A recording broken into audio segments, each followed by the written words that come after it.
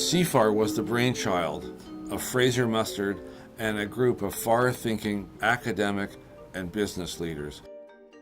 Fraser and others at the very beginning developed this really visionary idea of how in Canada you could organize research in a different way. He had this idea of bringing together people in a multidisciplinary way to focus on interesting, important questions. He had this way of convincing many different people and partners from different sectors of society that this was important and that this would work.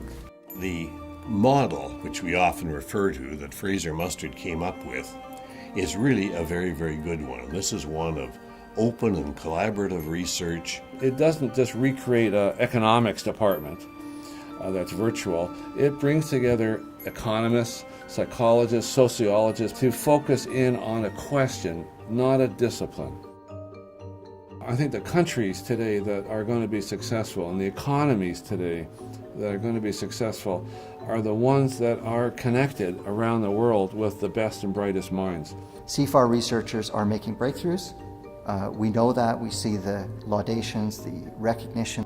There's a direct translation into the realm of policymaking, not just in Canada, but elsewhere in the world. I look at the future and I think about CIFAR. I think of a seed which was planted a little bit more than 25 years ago. And then I started to germinate, and there's this tree which is coming out, and there are all these branches with these possibility of this.